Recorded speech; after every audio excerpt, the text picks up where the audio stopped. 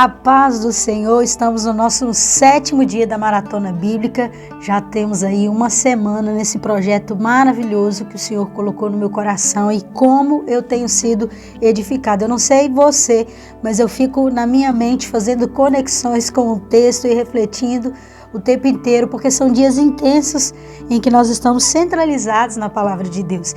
E eu quero te convidar a abrir aí a sua Bíblia, pegar a sua caneta e vamos para o capítulo 7 do Evangelho de João. Diz assim a palavra do Senhor: Jesus e seus irmãos. Depois disso, Jesus viajou para Galiléia e queria ficar longe da Judéia, onde os líderes judeus planejavam a sua morte. Logo, porém, chegou o tempo da celebração judaica chamada Festa das Cabanas, e os irmãos de Jesus, tá vendo? Os irmãos de Jesus lhe disseram: saia daqui e vá à Judéia, onde seus seguidores poderão ver os milagres que realiza. Você não se tornará famoso escondendo-se dessa forma.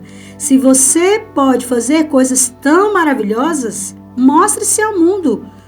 Versículo 5, pois nem mesmo seus irmãos criam nele. O que está acontecendo aqui é que nós estamos vendo qual a visão que os irmãos de Jesus tinham sobre ele. E se tem algo que Jesus sempre deixou muito claro, é a centralidade do seu propósito. Todas as vezes você vai ver que a atitude de Jesus nem sempre é compatível com aquilo que as pessoas dizem.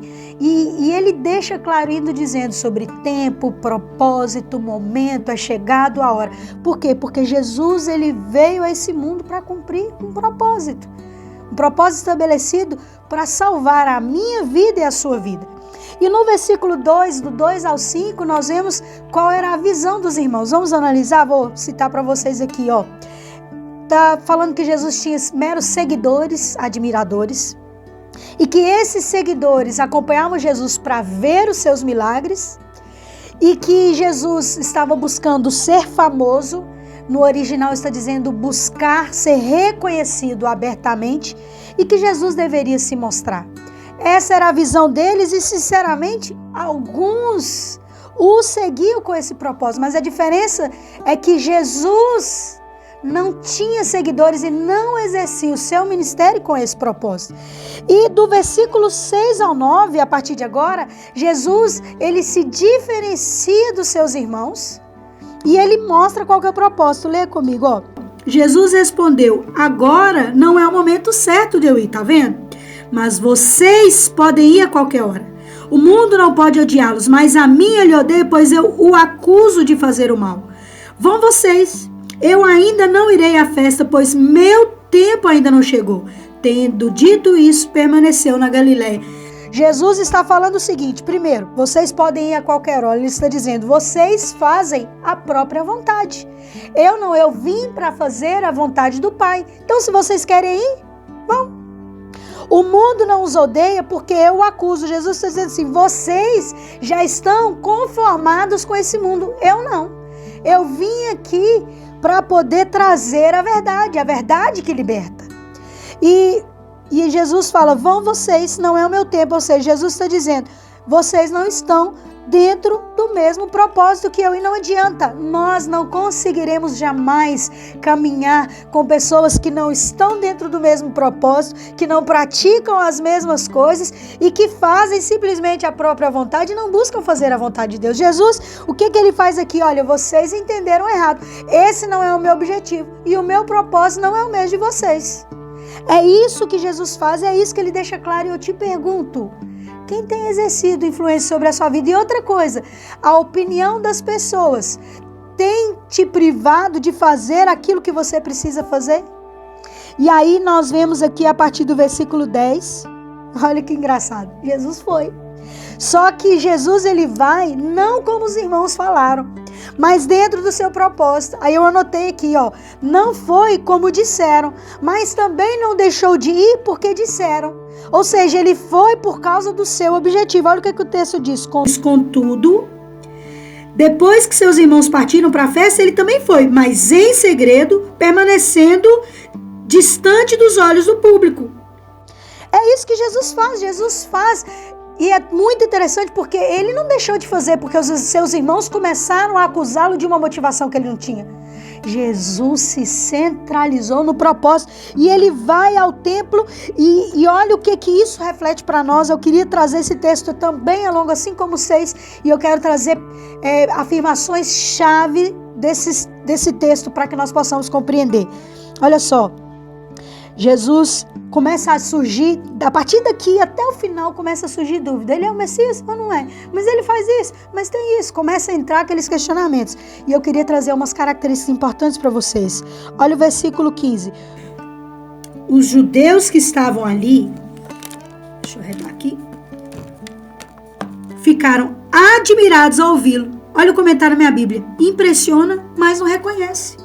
É isso que acontecia com os judeus. Eles se impressionavam com Jesus, mas não reconheciam. Lembra de Nicodemos? Nossa, o Senhor ensina, o Senhor é o mestre.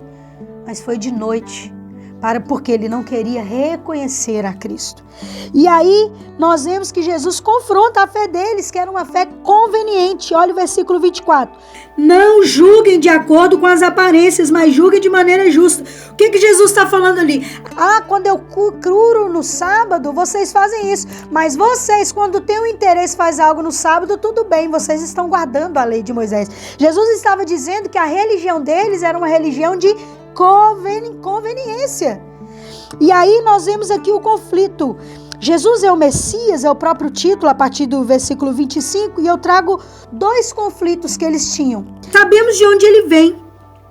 Aliás, vou pegar aqui, mas como pode ser este o homem? Sabemos de onde ele vem. Quando Cristo vier, não saberemos de onde ele é. Então, eles estão dizendo assim, mas ele não é o filho da Maria? Estão falando sobre o Jesus histórico, não é aquele cara que morava na rua tal? E aí, o conflito, porque no versículo 31 eles falam, muitos entre as multidões no templo creram nele e diziam, afinal, alguém espera que o Cristo faça mais sinais do que este homem tem feito? Olha o conflito. Mas olha só, ele é uma pessoa comum, cresceu com a gente, mas ele não é comum. Olha os sinais, olha o que ele faz. Esse conflito existe até hoje.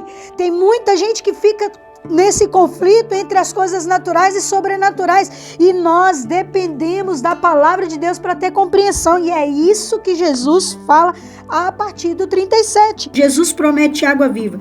No último dia, mais importante da festa, Jesus se levantou e disse em alta voz, quem tem sede, venha a mim e beba, pois as escrituras declaram, rios de água viva brotarão do interior de quem crer em mim. Quando ele falou de água viva, estava se referindo ao Espírito Santo, que seria dado mais tarde a todos que nele crescem. Naquela ocasião, o Espírito ainda não tinha sido dado, pois Jesus ainda não havia sido glorificado. Jesus está dizendo, quem crer em mim, segundo as Escrituras, nós devemos fundamentar a nossa fé na palavra de Deus. E ele já fala sobre a obra do Espírito Santo.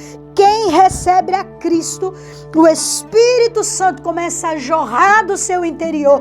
Ele começa a evidência, e eu anoto para a gente meditar, a evidência da obra de Cristo é aquilo que o Espírito Santo começa a gerar dentro de nós. Aquele que está em Cristo, nova criatura é. As coisas velhas se passaram, eis que tudo se fez novo. A evidência de que Cristo realmente, verdadeiramente te libertou é aquilo que o Espírito Santo começa a jorrar do seu interior, e é uma mudança de dentro para fora.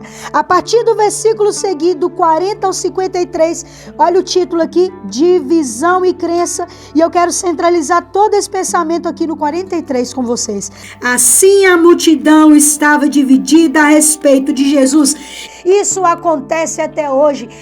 Esses conflitos na pessoa que ainda não conheceu a Cristo vai ser gerado, as dúvidas vão começar a surgir, mas a palavra diz que a fé ela vem pelo ouvir e ouvir a palavra de Deus. Ore, clame ao Senhor. Esses dias nós estamos tendo contato com a palavra de Deus. Peça a Jesus para se revelar a você.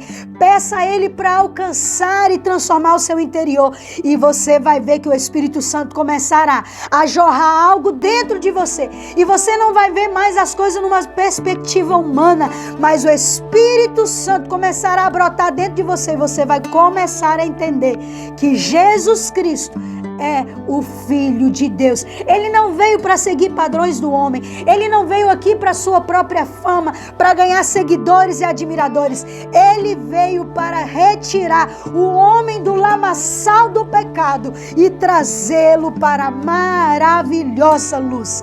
Aleluia! Eu espero que essa obra se complete na sua vida para a glória do nome de Cristo.